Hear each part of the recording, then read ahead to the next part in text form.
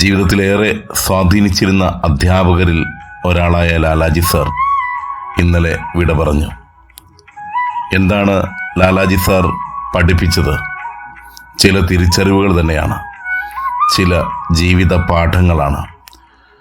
വളർച്ചയുടെ ഘട്ടത്തിൽ രാഷ്ട്രീയ പാർട്ടികൾക്ക് വേണ്ടി മുദ്രാവാക്യം വിളിച്ച്, മുന്നിൽ നിന്നുകൊണ്ട് മുദ്രാവാക്യം വിളിച്ചു വരുന്ന എന്നെ നോക്കി അദ്ദേഹം പറഞ്ഞൊരു വാചകമുണ്ട്: ഒരു രാഷ്ട്രീയ പാർട്ടിക്കോ, ഒരു മതത്തിനോ, ഒരു സംഘടനയ്ക്കോ നമ്മുടെ വ്യക്തിത്വം നാം പണയം വയ്ക്കരുത്. സിമന്റ് ചാക്ക് തലയിൽ ചുമന്ന് സാറിനെ കണ്ടപ്പോൾ നാണം കൊണ്ട് മാറി നിന്ന ശിഷ്യനായ എന്നോട് സാറ് പറഞ്ഞ ഒരു വാചകമുണ്ട്: ഏത് ജോലിക്കും അതിൻ്റേതായ മാന്യതയുണ്ട്. ആ സിമന്റ് ചാക്ക് ചുമന്ന് നീ എൻ്റെ മുന്നിലൂടെ ശിരസുയർത്തി നടന്നു പോയിരുന്നുവെങ്കിൽ നിന്നെ നോക്കി ഞാൻ സല്യൂട്ട് തന്നേനെ എന്ന്. അങ്ങനെ ചില തിരിച്ചറിവിൻ്റെ പാഠങ്ങൾ പകർന്നു നൽകിയ ഒരധ്യാപകൻ കടന്നുപോയെങ്കിലും ജ്വലിക്കുന്ന ഓർമ്മയായി ഇന്നും എന്നും ഉള്ളിലുണ്ടാകും. കാരണം പാഠപുസ്തകത്തിനേക്കാൾ അപ്പുറം മറ്റെന്തൊക്കെയോ അദ്ദേഹം പകർന്നു നൽകി. നാമും ഒരധ്യാപകനാണ്. കടന്നു പോകുമ്പോൾ എന്തെങ്കിലുമൊക്കെ പങ്കുവെച്ച് തിരിച്ചറിവിൻ്റെ വെളിച്ചം പകർന്നു കൊടുക്കുവാനായിട്ട് നമുക്കും സാധിക്കണം.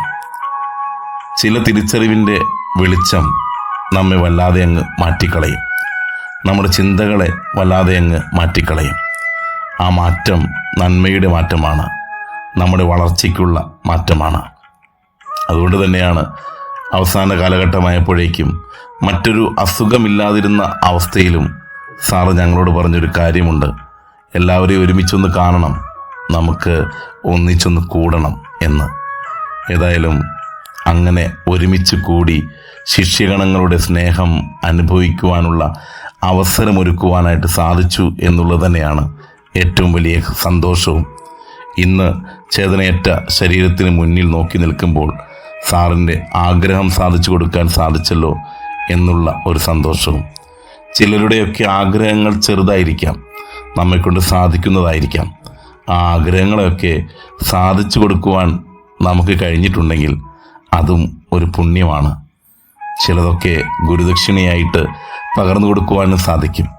അതെ, നമ്മുടെ സ്നേഹവും നമ്മുടെ സൗഹൃദവും അത്തരത്തിലുള്ള ഒരു ബന്ധത്തിൽ ഉടലെടുക്കുന്ന സ്നേഹാനുഭവങ്ങളുമൊക്കെ ചില സമ്മാനങ്ങൾ തന്നെയാണ്.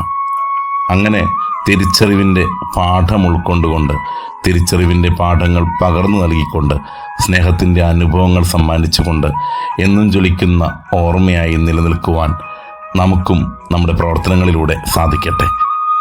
നല്ലൊരു ദിനം കാത്തിരിക്കുന്നു, ആസ്വദിക്കാം. നേരുന്നു ശുഭദിനം.